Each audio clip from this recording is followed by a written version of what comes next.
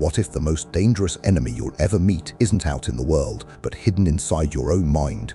What if every repeated failure, every destructive habit, every mistake you can't escape is being scripted by a part of you that you've never dared to face? Carl Jung gave this force a name, the shadow, and his warning was brutal. What you refuse to see in yourself will eventually control you.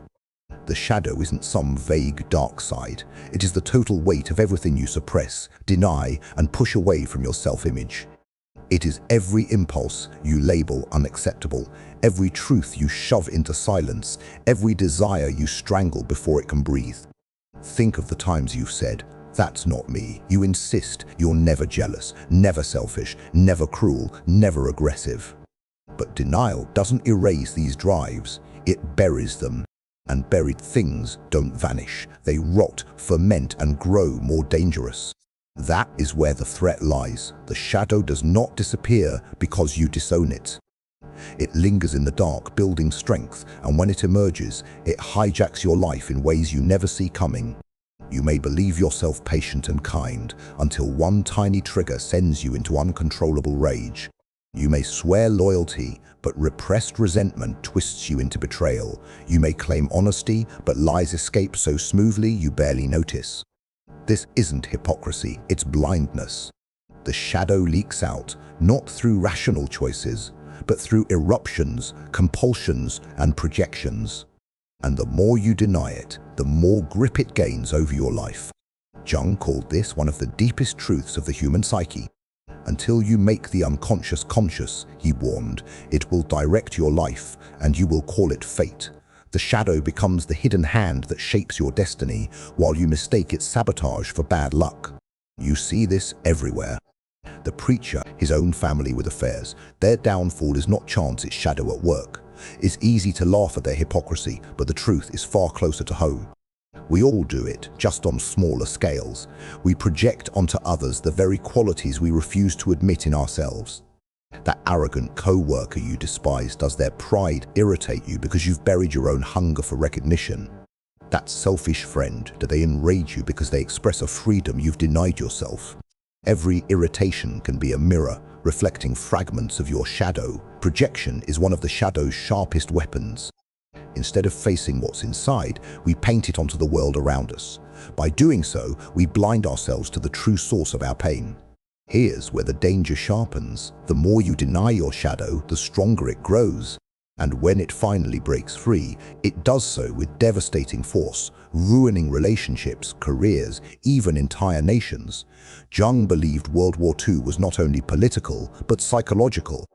He saw it as the eruption of Europe's collective shadow, decades of denied aggression, hatred, and hunger for domination exploding into global destruction. The shadow suppressed by millions became one monstrous force unleashed. But you don't need a world war to feel it. Every time you sabotage a relationship without knowing why, that's the shadow. Every time you repeat the same mistake despite promising to change, that's the shadow. You think you're choosing freely, but often it's the repressed part of you pulling the strings. The shadow is patient, it waits for cracks in your guard, and then it strikes. Imagine living as half a person. You show the world the half you admire, the polite, kind, disciplined half.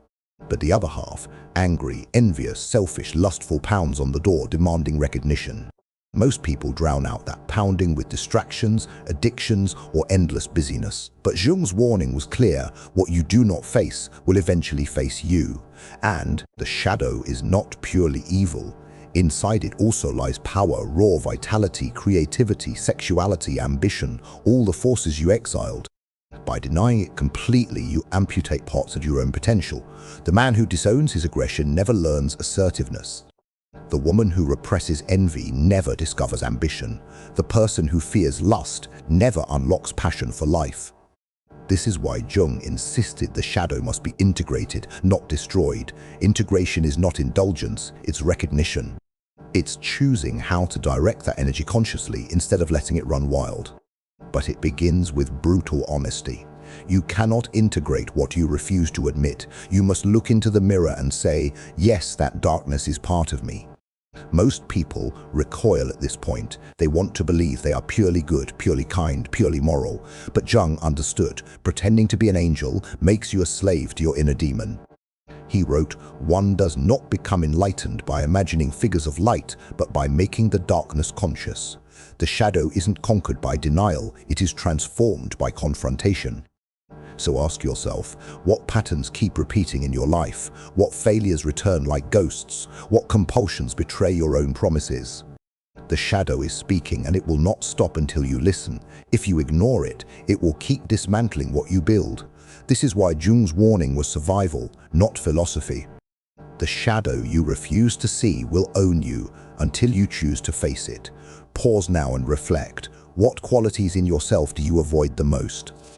What traits in others make you seethe with anger or disgust? These are your clues. Your shadow isn't hiding. It's in every judgment, every overreaction, every secret you deny. And the cost of blindness is devastating. Every abandoned dream, every buried talent, every stifled passion lives in your shadow. Every unlived life waits there. To confront the shadow is not to embrace evil, but to reclaim wholeness, to stop living as half a human being, to unite the full spectrum of who you are, light and dark, noble and cruel, conscious and unconscious. But here part 1 closes with the warning still ringing. The shadow you refuse to face will not disappear. It will write your story, dictate your destiny, and you will keep calling it fate until the day you finally confront it. Denial is humanity's oldest narcotic. It feels safer to say that's not me than to confront the darker truth head-on. But Jung warned us, every denial is a contract. What you bury today will return tomorrow, and when it does, it will own you. The tyrant never admits he lusts for absolute power. He convinces himself he only wants to protect the people. Yet his suppressed hunger for domination leaks through in every decree, every law, every punishment he enforces. The addict tells himself he's just taking the edge off. He won't admit the deeper shadow, the longing to escape life itself. So the bottle, the pill, or the glowing screen becomes the chain around his neck. Jung explained that the shadow does not wait politely for permission. It slips out in mistakes of speech, destructive patterns, and sudden explosions of emotion. It reveals itself when the mask slips, when you're tired, distracted, or vulnerable. Think of the parent who insists their love is unconditional. Yet in moments of stress, resentment slips through in guilt trips, control, and unspoken bitterness. The shadow doesn't disappear beneath the word love. It hides inside it. Or the coworker who brags that they never get angry. Listen closely. Their voice sharpens, sarcasm cuts deeper, and their body holds tension they can't name. Anger denied doesn't vanish. It bleeds through every gesture unconsciously. The shadow thrives on projection. What you cannot face in yourself, you hurl outward as an accusation. And the more you despise it in others, the more you reveal how tightly it holds you. Jung once wrote, "Everything that irritates us about others can lead us to an understanding of ourselves. That arrogant figure you despise, do they reflect the pride you've buried? That selfish friend you condemn, do they reveal the freedom you secretly long for?" Projection blinds you. As long as the problem is always out there, you never confront what festers in here. You waste years battling phantoms while your real enemy grows in the dark. History offers endless examples. Entire nations have projected their shadows outward, turning neighbors into monsters. Persecutions, wars, and genocides often begin as collective projection. Jung believed the horrors of World War II were not accidents of politics alone. He saw them as the eruption of Europe's collective shadow, decades of hatred, rage, and will to dominate erupting at once. Millions of personal denials fused into one global catastrophe. But you don't need a world war to see the same law in motion. It happens in your home, in your career, in your relationships. When you deny your shadow, it does not die. It poisons everything you touch. Think of the talented leader destroyed by his own arrogance. He swears humility, but every choice is twisted by his need to dominate. His shadow crowns itself king, while his conscious mind pretends to be noble. Or the partner consumed by jealousy she refuses to acknowledge. Her denial only magnifies suspicion until she strangles the very love she wanted to protect. Her shadow not only ruins her relationship, it destroys her trust in herself. This is the weight of Jung's warning. What you refuse to face will eventually ruin you. Ignoring the storm does not prevent it. It simply ensures that when it hits, you will be unprepared. Yet within this darkness lies a paradox. The shadow does not only house destructive drives, it also guards your unlived potential, your creativity, your ambition, your vitality, your fire. The man who suppresses his aggression never learns true strength. The woman who denies her envy never discovers her competitive drive. The artist who fears his lust never awakens the raw energy that fuels creation. This is why integration is not a begin to see it. Start with your triggers. Ask yourself, which traits in others ignite my strongest reactions? Every overreaction is a flashlight pointing toward your shadow. Keep track of your projections. When you rage at arrogance, dishonesty, or selfishness, pause and ask, where do these qualities live inside me? Pay attention to your dreams. Jung saw them as the language of the unconscious. The monster chasing you, the stranger who betrays you, the double who mirrors you, these are often your shadow in symbolic form. Watch your emotions carefully. Sudden spikes of envy, shame, rage, or attraction that feel out of character are not accidents. They are the parts of your character you've buried. This work is not gentle. It tears away the illusion of being purely good. It forces you to admit, yes, I am capable of envy, cruelty, lust, greed, and betrayal. Without that honesty, integration is impossible. Most people refuse to go there. They keep pretending, keep projecting, keep blaming others. And the cost is enslavement, their lives ruled by forces they refuse to name. Jung did not offer this warning to shame us, but to protect us. The shadow denied becomes the shadow that rules, and what you deny in yourself often becomes the very fate you stumble into. The man who insists he is never angry becomes abusive. The woman who swears she is never envious becomes bitter and resentful.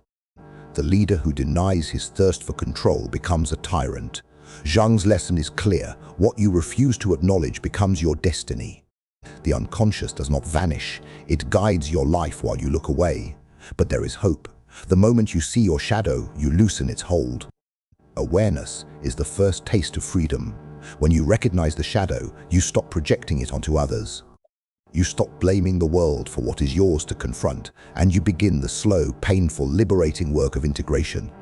Integration is not sainthood. It is not purity. It is wholeness, the courage to embrace both your light and your darkness, and to stop running from either. In part 1, you saw how denial makes slaves. In part 2, you see how projection poisons lives and societies. But in part 3, we will dive deeper into how the shadow seduces you, how it disguises destruction as freedom, and how easily we mistake possession for power. What if the shadow doesn't just wreck your life by accident, but entices you deliberately? What if the emotions you mistake for empowerment, rage, jealousy, revenge are not strength at all, but bait? Jung understood this danger. The shadow destroys not only through chaos, but through seduction. The shadow whispers softly. It tells you anger is power, that envy is fair, that cruelty is only honesty. And, in the moment, it feels intoxicating because repression has turned those feelings into explosives, and explosions feel like freedom. Take revenge. The shadow dresses it as justice, but the high never lasts. Satisfaction fades, bitterness remains, and the cycle escalates endlessly. Or consider lust. It sells itself as liberation. But once it takes the throne, lust mutates into obsession, stripping intimacy until all that's left is emptiness. Even ambition can be hijacked by shadow. You tell yourself you're chasing greatness, but in truth you're feeding insecurity and ego you never admitted. And when the prize is yours, the hollowness remains because the shadow is never fed. This is why Jung warned, the shadow is not passive. It does not sleep quietly in the dark. It tempts, it manipulates, it pulls strings. And the cruelest part, you rarely notice it. You think your choices are rational, when in reality your shadow has been writing the script all along. Look at powerful figures undone by scandal. They didn't intend to collapse, but the shadow they denied, greed, lust, arrogance, was laying snares long before their fall. History and myth echo the same truth. Heroes perish not from enemies, but from the flaws they refuse to face. Achilles consumed by rage, Macbeth devoured by ambition, Narcissus destroyed by vanity. These are not just tales, they are warnings, because downfall never comes from what you acknowledge. It comes from what you bury until it detonates. But here lies the paradox. The shadow is not purely poison. Hidden in it are the very forces you need to live fully. Aggression, once owned, becomes strength. Envy, once faced, becomes drive. Lust, once integrated, becomes passion and vitality. Jung called this alchemy, integration. It is the art of turning venom into medicine. But it begins with courage, the courage to look straight at yourself without denial. Integration does not mean indulging every dark desire. It means admitting they exist, then choosing how to channel them. If you don't choose, they will choose for you, and always toward destruction. Think of fire. Left wild, it devours homes. Controlled, it cooks food, fuels cities, brings warmth. The shadow is no different. Left unconscious, it burns your life down. Brought into awareness, it becomes power. But there is a cost. Integration requires humility. It requires saying, yes, I am capable of cruelty, greed, envy, lust. Most people would rather cling to their mask than face that truth. So they keep pretending, they keep projecting, and the shadow keeps pulling the strings behind the curtain. This is why Jung saw shadow work as spiritual as much as psychological. To face your shadow is to stop living half a life. It is to embrace the whole of your humanity, the noble and the monstrous alike. Unconfronted, you remain predictable. Your triggers, your compulsions, your blind spots, anyone can manipulate them. But once you face your shadow, you become untouchable because nothing within you is hidden anymore. Notice the difference. The person who denies their anger always seems fragile, brittle, ready to crack. The one who has faced anger radiates calm strength because they are no longer afraid of themselves. The leader who represses ambition pretends at humility but leaks insecurity and manipulation in every move. The leader who admits ambition openly turns it into vision and creation. Integration doesn't create perfection, it creates wholeness. It means your darkness no longer controls you because you've dragged it into the light. Jung wrote, one does not become enlightened by imagining figures of light, but by making the darkness conscious. The shadow cannot be killed. It must be embraced, tamed, transformed. So ask yourself, where is your shadow seducing you now? In anger that feels righteous, in jealousy you justify, in cruelty you excuse as truth-telling. The shadow wins when you deny it exists. It loses the moment you admit, yes, that is me. And now I choose differently.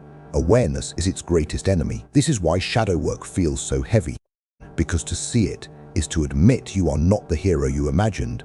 But in that moment, you become something greater, not pure but whole. You've seen the shadow's danger. It sabotages through denial, poisons through projection, and seduces with destructive pleasure. But Jung's final truth was this: the shadow is not your enemy to destroy, it is a hidden part of yourself waiting to be reclaimed. The work begins with ruthless honesty. You cannot transform what you refuse to acknowledge. The first step is admitting, yes, I am capable of rage, envy, greed, lust, selfishness, cruelty. Most people never make it this far.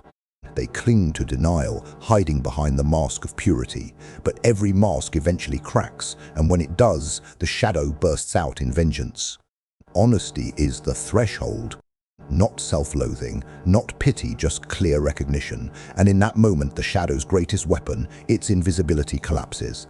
Once it's seen, it can be shaped. Rage can be forged into discipline and determination. Envy, when owned, can fuel ambition and progress. Because the shadow is raw energy. Left unconscious, it leaks as destruction. Brought into awareness, it becomes power. Jung called this individuation the process of becoming whole. Not half light, half human, half alive, but balanced, complete, real. Individuation is not perfection, it is integration. So how do you begin? Start with your projections. Each time someone irritates you, pause and ask, what part of me is reflected here? Keep a record. Write down the moments of envy, rage, disgust, shame. Then trace them back. Where do they live inside you? Listen to your dreams. The unconscious speaks in symbols, often giving the shadow a mask. The pursuer, the betrayer, the monster in the dark. Each is a fragment of yourself demanding recognition. Seek your triggers. Wherever you overreact, the shadow is close. The people you despise, the moments that unravel you, these are invitations to meet what you've denied. This is not easy work. It asks you to sit with emotions you've run from your entire life. But the discomfort is proof that you are finally touching the truth. And the reward is freedom. Once you face your shadow, it no longer rules you. You reclaim control over the drives that once controlled you. You become harder to manipulate. No insult can weaponize what you've already accepted. No enemy can surprise you with the darkness you've already faced. Consider the difference. The man who denies his anger is brutal, always ready to shatter. The man who has embraced his anger is steady, because nothing within him is forbidden. The leader who hides ambition becomes insecure and manipulative. The leader who owns ambition channels it into vision and creation. Their power feels authentic, not desperate. This is transformation. Integration doesn't make you flawless, it makes you whole. You walk no longer divided, aware of your light, unafraid of your dark, and people can feel it. It radiates in presence, calm, grounded, untouchable. Because the one who has faced themselves cannot be easily shaken by others. But Jung warned, the work never truly ends. The unconscious is infinite, and so is the shadow. Every stage of life uncovers new layers to confront. Childhood shadows differ from adult shadows. Success brings temptations, failure brings others. The moment you think you are finished is the moment your shadow resumes its work in secret. Integration, then, is a practice, a lifelong dialogue with the self. The goal is not to conquer the shadow once, but to live in continuous awareness of it. And here lies the paradox of strength. Those who deny the shadow believe they are pure, but in truth, they are weak, fragile, easy to break. Those who integrate the shadow admit their darkness, and in doing so become resilient, powerful, whole. Jung's warning was never meant to frighten, but to awaken. To remind you that the battle you fear most, the one within yourself, is also the doorway to freedom. Because the shadow you reject will enslave you, but the shadow you face will empower you. It will turn chaos into clarity, compulsion into choice.